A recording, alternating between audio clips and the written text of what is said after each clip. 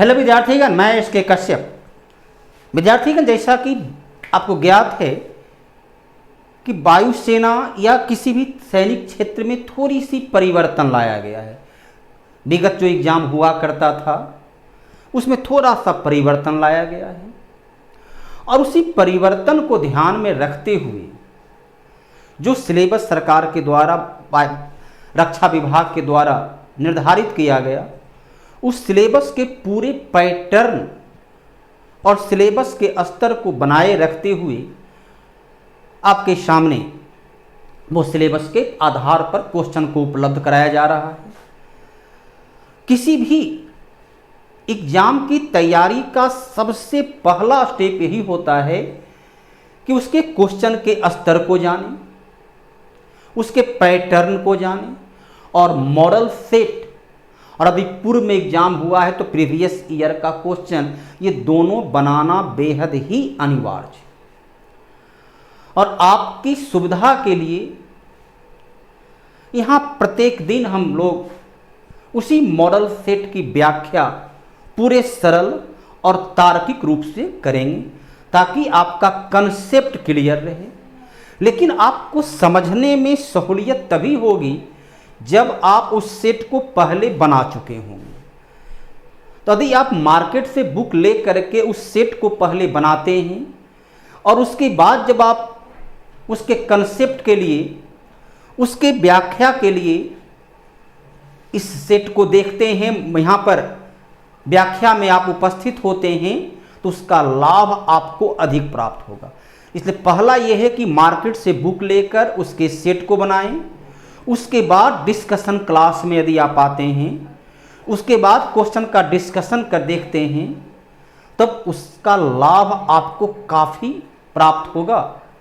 लेकिन यदि आप डायरेक्ट डिस्कशन में आते हैं तो क्वेश्चन को यदि नहीं बनाए हुए होते हैं तो उतना आप लाभान्वित नहीं होते हैं। इसलिए क्वेश्चन को बेहतर तरीके से समझने के लिए बाजार से किताब लेकर के उसका सेट बनाएं और उस सेट का सही व्याख्या सटीकता के साथ तार्किक रूप से आप हमसे सुनिए। प्रश्न आपका निम्नलिखित में कौन समुद्रीय बंदरगाह कच्छ की खाड़ी में है? अब देखिए, कच्छ की खाड़ी कहाँ है? कच्छ की खाड़ी गुजरात में पड़ता है। समुद्रीय बंदरगाह कहाँ है? तो कच्छ की खाड़ी कहाँ है? तो कच्छ की खाड़ी गुजरात में है। अब गुजरात के आप यहाँ पर विकल्प देखिए, जो विकल्प है, पहली बात तो बंदरगाह कहते किसको हैं? बंदरगाह कहते हैं जैसे बस का हवा अड्डा होता है जहाँ बस आती है, यात्री आते हैं जाते हैं। रेलवे स्टेशन होता है, रेलवे के यात्री चढ़ते हैं उतरते हैं। उसी प्रकार जब अंतर्राष्ट्रीय व्यापार के क्षेत्र में विभिन्न देशों से सामान आता है या हमारे देश से सामान को भेजना होता है, तो समुद्री मार्ग से, जल मार्ग से जब अंतर्राष्ट्रीय व्यापार करते हैं तो उसका जो रेलवे स्टेशन, उसका जो बस स्टेशन, उसका जो हवाई अड्डा होता है, उसे बोलते हैं बंदरगाह। तो जहाँ बड़े बड़े जहाज आते हैं, सामान लाते हैं, सामान को उतारते हैं, उसे बंदरगाह कहते हैं। अब यहाँ पर देखिए, ये बंदरगाह जो है कहता है कौन सा बंदरगाह? कच्छ की खाड़ी में है। तो कच्छ की खाड़ी का जो बंदरगाह है वो है आपका, यहाँ जो विकल्प देखिए दिया हुआ है, जाफराबाद, दाहेज भी बंदरगाह है, कांडला भी बंदरगाह है और बेरावल भी बंदरगाह है। तो ये बंदरगाह जो आपका हो जाता है, क्या होता है? तो ये बंदरगाह हो जाता है कच्छ की खाड़ी का कांडला बंदरगाह। कांडला बंदरगाह कच्छ की खाड़ी में पड़ता है। कभी कभी क्वेश्चन पूछता है कि कौन सा बंदरगाह किस तट पर है, पूर्वी तट पर है कि पश्चिम तट पर है? वेरावल बंदरगाह भी पश्चिमी तट पर अवस्थित है। दाहेज बंदरगाह जो मूलतः पेट्रोलियम उत्पाद के लिए, दाहेज बंदरगाह जो है मूलतः पेट्रोलियम उत्पाद वहाँ से प्राप्त होता है, ये भी कच्छ की खाड़ी में पड़ता है। जफराबाद कोई बंदरगाह क्षेत्र में है नहीं।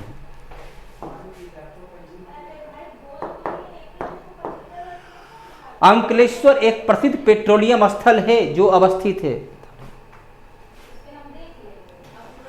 अंकलेश्वर। अब देखिए, अंकलेश्वर क्या है? पेट्रोलियम स्थल है, अर्थात यहाँ से पेट्रोल का उत्पादन होता है। हर विद्यार्थीगण, आपको पता है कि बिहार में कोई पेट्रोलियम उत्पादक क्षेत्र नहीं है। हाँ, भविष्य में जैसी संभावना है, जैसी संभावना है कि बिहार के क्षेत्र में भी पेट्रोलियम का उत्पादन, बिहार के क्षेत्र में भी पेट्रोलियम का उत्पादन की संभावना है। कैमूर, रोहतास, सासाराम, उन क्षेत्र में पेट्रोलियम उत्पाद मिलने की संभावना व्यक्त की गई है। अर्थात वहाँ खोज होगा और शायद पेट्रोलियम उत्पाद वहाँ से प्राप्त हो। तो बिहार में मिल सकता है, लेकिन फिलहाल बिहार में पेट्रोलियम उत्पादन है नहीं। भारत में सबसे पहला पेट्रोलियम का उत्पादन कहाँ से शुरू हुआ था? तो सबसे पहला पेट्रोलियम का उत्पादन असम से शुरू हुआ। असम के क्षेत्र में भारत का पहला पेट्रोलियम उत्पादन क्षेत्र की शुरुआत हुई और असम का डिब्रूगढ़, असम गढ़ के ही डिब्रूगढ़ के निकट जो है भारत का सबसे पहला पेट्रोलियम रिफाइनरी केंद्र की स्थापना असम में ही किया गया था। तो असम यहाँ पर गुजरात का क्षेत्र में पड़ता है अंकलेश्वर। अब देखिए उत्तर प्रदेश में पेट्रोलियम उत्पाद है नहीं। भोपाल कहाँ हो गया? भोपाल हो गया मध्य प्रदेश। तो मध्य प्रदेश में भी पेट्रोलियम उत्पादन होता नहीं है, पेट्रोल है नहीं। भारत में पेट्रोलियम सबसे ज़्यादा कहाँ से प्राप्त होता है? तो बम्बई हाई, भारत में सबसे ज़्यादा पेट्रोलियम जो प्राप्त होता है वो बम्बई हाई अर्थात कहाँ हो गया? महाराष्ट्र।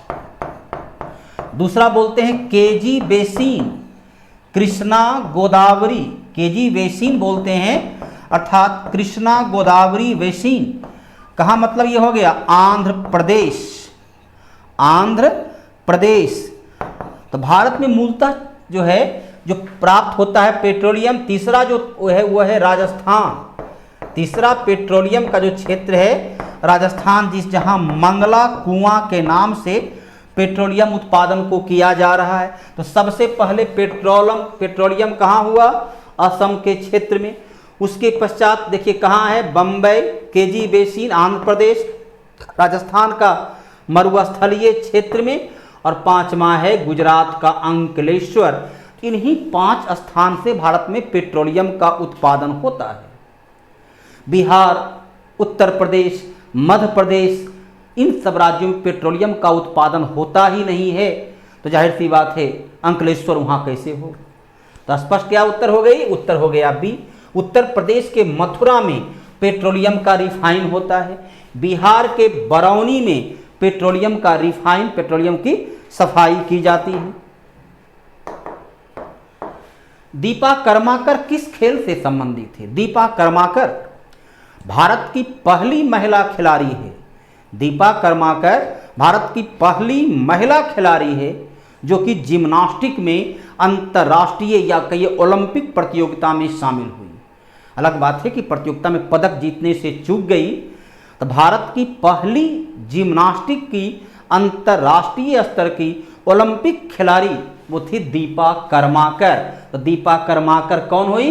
तो जिम्नास्टिक की। देखिए हॉकी के क्षेत्र में रानी रामपाल हॉकी के क्षेत्र की जो कप्तान भी हैं, मशहूर खिलाड़ी हैं। इन्हें अंतर्राष्ट्रीय लॉरियस पुरस्कार से भी पुरस्कृत किया जा चुका है। बैडमिंटन के क्षेत्र में अभी आपने पढ़ा होगा अखबार के पन्नों पर ओलंपिक के दरमियान कि पीवी सिंधु लगातार 2 ओलंपिक 2016 और 2021 जो 20 में होना था लेकिन 21 में हुआ, लगातार 16 और 21 में ओलंपिक में पदक प्राप्त की।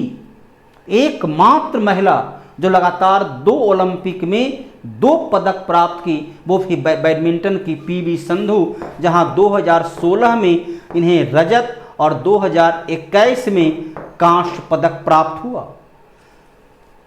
स्विमिंग के क्षेत्र में भारत कोई बहुत बेहतर कभी नहीं रहा। अंतर्राष्ट्रीय स्तर के किसी प्रतियोगिता में भारत स्विमिंग के क्षेत्र में कभी कोई वैसा पदक प्राप्त नहीं किया। एशियाड खेल में, एशियाड हो या ओलंपिक हो, यहाँ भारतीय स्विमिंग में काफ़ी पिछड़े हुए अवस्था में रहे हैं।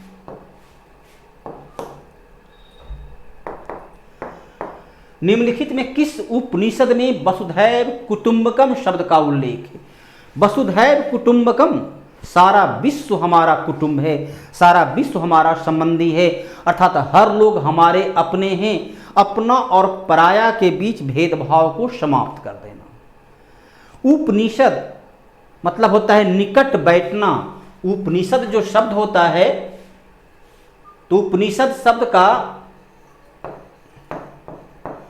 उपनिषद मतलब होता है निकट बैठना, अर्थात निकट में गुरु के पास बैठकर तर्क के आधार पर, अर्थात ये समस्या है तो इसका निदान कैसे होगा, ये है तो क्यों है, ये नहीं है तो कैसे नहीं है, क्यों और कैसे के साथ जहाँ तार्किक आधार पर बात हुई है उसे उपनिषद कहा गया है।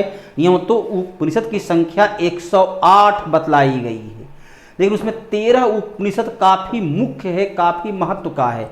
उसी 108 उपनिषद में एक उपनिषद का नाम है महाउपनिषद, जिसमें वसुधैव कुटुंबकम, सारा विश्व जो है हमारा एक संबंधी है, अपने हैं, किसी के साथ भेदभाव नहीं हो, इसका उल्लेख मिलता है। बृहदारण्यक उपनिषद में सत्य की खोज की गई है। यहाँ जो है इसमें सबसे महत्वपूर्ण इसकी विशेषता क्या है, याज्ञवल्क ऋषि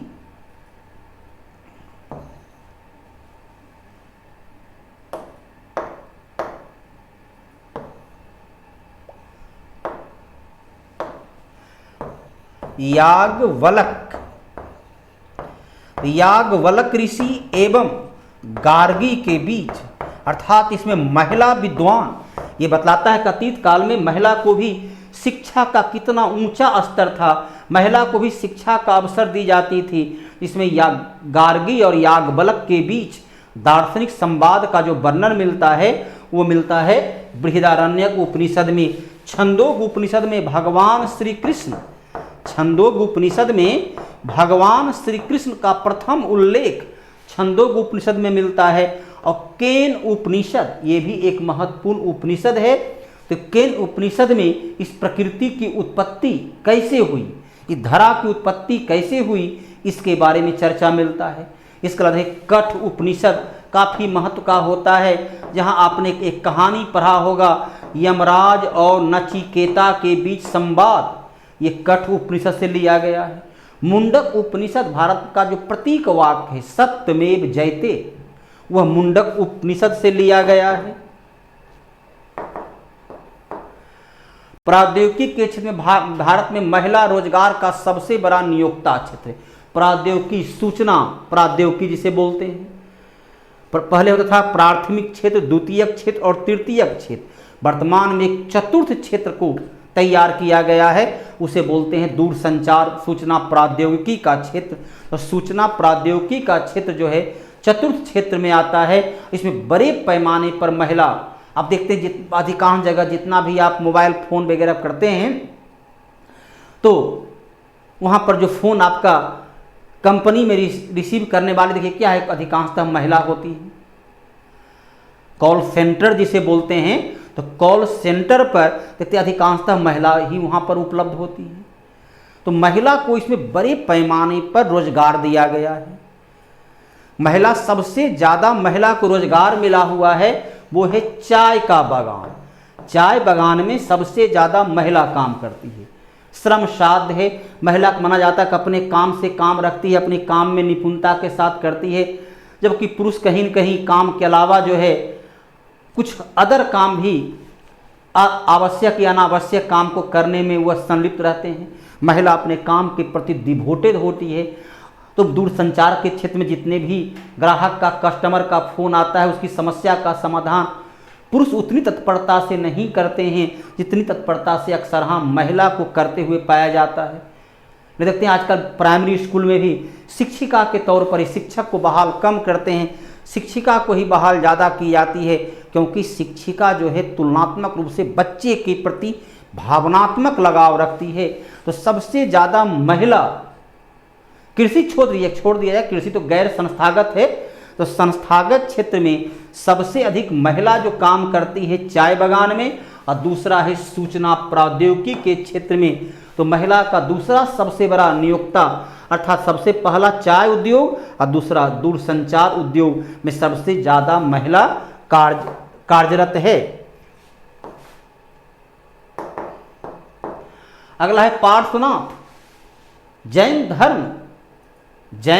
धर्म के टोटल गुरु की संख्या 24 है। जैन धर्म में टोटल 24 गुरु हुए, जिसे तीर्थंकर कहा गया। गुरु को ही जैन धर्म में जो है तीर्थंकर, गुरु को ही तीर्थंकर कहा गया। तो उसकी संख्या टोटल 24 है। आपको पता है कि 24वां तीर्थंकर महावीर है। 24वां तीर्थंकर कौन है? तो 24वां देखिए यहाँ पर दिया हुआ है, 24वां तीर्थंकर महावीर हैं, जो 24वां और अंतिम हैं। इन्हीं के द्वारा जैन धर्म को काफ़ी लोकप्रिय बनाया गया। और पहला तीर्थंकर ऋषभदेव, पहला तीर्थंकर कौन है? तो पहला तीर्थंकर है ऋषभदेव। इन्हें आदिनाथ के नाम से भी जानते हैं, जिनका उल्लेख ऋग्वेद में भी मिलता है। तो दो विकल्प देखिए, 24वां खत्म हो गया, पहला खत्म हो गया। द्वितीय वो थे नेमिनाथ, तो द्वितीय विकल्प भी आपका समाप्त है। 23वां तीर्थंकर हैं पार्श्वनाथ। पार्श्वनाथ को ज्ञान की प्राप्ति जो है झारखंड के पारसनाथ पर्वत पर हुआ। इसी कारण झारखंड के पारसनाथ पर्वत पर इन्हें ज्ञान की प्राप्ति हुई, जिस कारण ही उस पर्वत का नाम पारसनाथ रखा गया।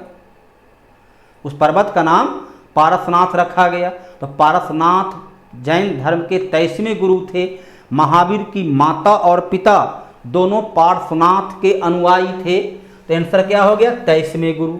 वह किनके? पार्श्वनाथ, जो एक क्षत्रिय और बनारस के राजा अश्वसेन के पुत्र थे। उन्होंने राजकाज को छोड़ दिया और जैन सन्यासी बन गए थे। लाइफ डिवाइन पुस्तक के लेखक, लाइफ डिवाइन फेमस पुस्तक है और एक नहीं कई एग्जाम में इसे पूछा जा चुका है। इस पुस्तक के लेखक हो जाते हैं अरविंद घोष। राजेंद्र प्रसाद जो देश के पहला राष्ट्रपति रहे और लगातार 2 बार राष्ट्रपति रहे। अब तक एकमात्र ऐसे राष्ट्रपति हुए जो लगातार 2 बार राष्ट्रपति रहे। तो डॉक्टर राजेंद्र प्रसाद की पुस्तक है इंडिया डिवाइडेड। इनकी पुस्तक का नाम है इंडिया डिवाइडेड। इनकी पुस्तक है इंडिया डिवाइडेड। बीबी गिरी ये भी राष्ट्रपति रह चुके हैं और बीबी गिरी श्रम मजदूर के नेता थे। तो पहला श्रमिक नेता हुए जो राष्ट्रपति के पद पर पहुंचे। बीबी गिरी से जुड़ा हुआ दूसरा क्वेश्चन आता है, बीबी गिरी पहला राष्ट्रपति रहे जो निर्दलीय। देखिए अभी क्या है, अभी आपका द्रौपदी मुर्मू को बीजेपी खड़ा किया तो विपक्ष की ओर यशवंत सिन्हा खड़ा हुए। नहीं, ये निर्दलीय थे, अर्थात किसी दल के नहीं थे। तो पहला निर्दलीय जो राष्ट्रपति बने वो थे बीबी गिरी। तो बीबी गिरी श्रमिक के नेता थे, श्रम के नेता थे और राष्ट्रपति के पद तक पहुँचे। ये भी राष्ट्रपति रहे। बीबी गिरी राष्ट्रपति कब से कब तक रहे? तो बीबी गिरी जो है राष्ट्रपति बने 1969 से 1974 तक, 1969 से 1974 तक। राजेंद्र प्रसाद 1952 से 1957 तक। अरविंद घोष स्वतंत्रता सेनानी थे। स्वतंत्रता सेनानी में ये गर्मपंथी, ये जो थे गर्मपंथी लीडर थे और ये बाद में सन्यासी बन गए और पांडिचेरी के ओरबिल में, पांडिचेरी के ओरबिल में ये आश्रम की स्थापना करके ये बाद में सन्यासी बन गए। इनकलाब जिंदाबाद का नारा किसने दिया? इनकलाब जिंदाबाद आज भी नारा का प्रयोग करते हैं। इस नारा के प्रतिपादक हुए महान स्वतंत्रता सेनानी भगत सिंह, जिनकी शहादत दिवस होती है कब? 23 मार्च 1931 को भगत सिंह को फांसी की सजा दी गई थी। क्यों दी गई थी? तो सौंडर्स हत्याकांड के आरोप में, सौंडर्स हत्याकांड के आरोप में इन्हें फांसी की सजा दी गई थी। तो ये थे जो इनकलाब जिंदाबाद का नारा देने वाले थे भगत सिंह। चंद्रशेखर आजाद ये भी स्वतंत्रता सेनानी थे, क्रांतिकारी थे। 1931 में 1931 फरवरी 1931 में ये इलाहाबाद, अभी वो क्या बोलते हैं प्रयागराज, इलाहाबाद के अल्फ्रेड पार्क में अंग्रेजों से लड़ते हुए शहीद हो गए मोहम्मद इकबाल। सारे जहां से अच्छा हिंदुस्तान हमारा के लेखक हुए मोहम्मद इकबाल। सबसे पहले मुसलमानों के लिए एक अलग देश हो, मुसलमान को एक अलग क्षेत्र मिले, ऐसा विचार देने वाले कोई और नहीं। इस 1930 में मोहम्मद इकबाल ने ही ऐसा विचार कहाँ दिए थे? तो प्रयागराज अर्थात इलाहाबाद में जो मुस्लिम लीग का सम्मेलन हुआ था, यहाँ दिए। सुभाष चंद्र बोस आज़ाद हिंद फौज के सेनानायक सुभाष चंद्र बोस ने नारा दिया था, तुम मुझे खून दो मैं तुम्हें आज़ादी दूंगी। सुभाष चंद्र बोस जो है दिल्ली चलो का नारा दिए थे। तो ये महान स्वतंत्रता सेनानी सुभाष चंद्र बोस, ऐसा माना जाता है 1945 में एक विमान दुर्घटना में शायद इनकी मृत्यु हो जाती है।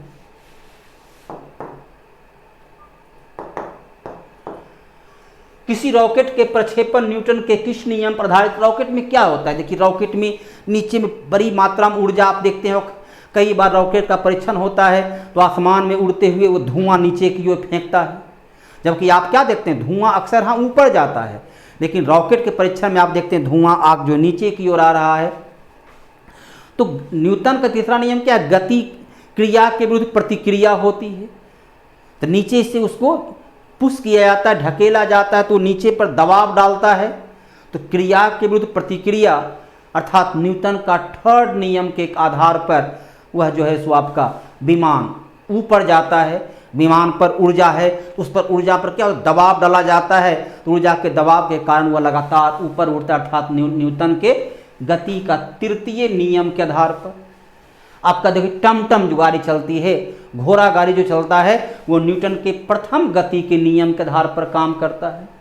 फिर न्यूटन के प्रथम गति के नियम के आधार पर काम करता है, जबकि रॉकेट का परीक्षण न्यूटन के तृतीय नियम के आधार पर काम करता है। ये देखिए 10 का आपको पता है कि अग्निवीर में मात्र 10 क्वेश्चन जो होता है जीके का होता है। 10 क्वेश्चन सामान्य अध्ययन, थोड़ा सा यदि आप कॉन्शियस रहते हैं, थोड़ी सी क्वेश्चन को देखते हैं, उसकी पैटर्न को देखते हैं। इसका सिलेबस एक ऐसा है कि मैट्रिक पास 8वां मैट्रिक तो दूर 8वां पास विद्यार्थी भी आपने जो पढ़ा होगा, 5वां 6ठा 7वां में जो करंट जो आपका जीके का किताब में पढ़ते होंगे, आप लोग को जीके पढ़ाया जाता है, तो वो तमाम जीके जो आपका 5वां 6ठा 7वां 8वां तक का है, उसी को आधार बनाकर उसी के स्तर को आधार पर आपको क्वेश्चन दी जाती है। क्वेश्चन बेहद ही इजी होता है। थोड़ा सा आपने जो पहले पढ़ा है उसको एक बार रिमेंबर कर लेते हैं, एक बार याद करने का प्रयास करते हैं और मेरे साथ जुड़ते हैं। तो आप जब अपने से बनाते हैं तो केवल एक क्वेश्चन बनाते हैं, लेकिन मेरे साथ जुड़ते हैं तो 10 क्वेश्चन बनाने के दरमियान आप न्यूनतम 30 से 40 क्वेश्चन को आप हल कर पाते हैं। तो यही जरूरत होती है व्याख्यात्मक प्रश्नों की, जानकारी का, डिस्कशन क्लास का। तो किताब यूनिक पब्लिकेशन का जो बुक है उस बुक को खरीद लें और उस बुक का प्रत्येक दिन सेट बनाएं।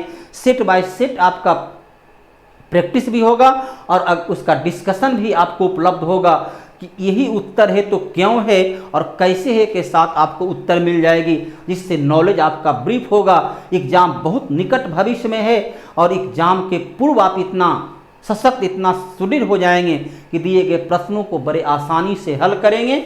स्वतंत्रता दिवस पर प्रधानमंत्री हर साल झंडा फहराते हैं। आप देखते हैं नरेंद्र मोदी 2015-2014 से ही झंडा फहरा रहे हैं। प्रधानमंत्री जवाहरलाल नेहरू से लेकर के वर्तमान प्रधानमंत्री नरेंद्र मोदी तक झंडा तोलन कहाँ करते हैं? दिल्ली के लाल किला से करते हैं। और राष्ट्रपति कहाँ करते हैं? राष्ट्रपति भी दिल्ली में ही करते हैं। 26 जनवरी को राष्ट्रपति झंडोत्तोलन करते हैं और 15 अगस्त को प्रधानमंत्री झंडोत्तोलन करते हैं। तो प्रधानमंत्री का झंडोत्तोलन जो होता है वो दिल्ली के लाल किला का निर्माण किसने करवाया? तो शाहजहां के द्वारा लाल किला का निर्माण करवाया। और राष्ट्रपति जो 26 जनवरी गणतंत्र दिवस पर झंडा फहराते हैं तो दिल्ली के राजपथ पर फहराते हैं। ये कहाँ फहराते हैं? ये फहराते हैं दिल्ली के राजपथ, दिल्ली का राजपथ पर, और प्रधानमंत्री लाल किला। अब देखिए कुतुब मीनार का निर्माण किसने करवाया? कुतुबुद्दीन ऐबक। कुतुब मीनार का निर्माण जो करवाया कुतुबउद्दीन ऐबक ने अपने गुरु बख्तियार काकी के याद में कुतुब मीनार का निर्माण करवाया, जो 72.5 मीटर ऊंचा है। कितनी ऊंचाई है? ऊंचाई है 72.5 मीटर। ये 5 मंजिला भवन है, कुतुब मीनार दिल्ली में है। रायसीना रोड पर राष्ट्रपति भवन बना हुआ है। रायसीना हिल्स, रायसीना क्षेत्र में राष्ट्रपति भवन का निर्माण, जिसमें 340 कमरा है। इंडिया गेट, दिल्ली में ही इंडिया गेट है।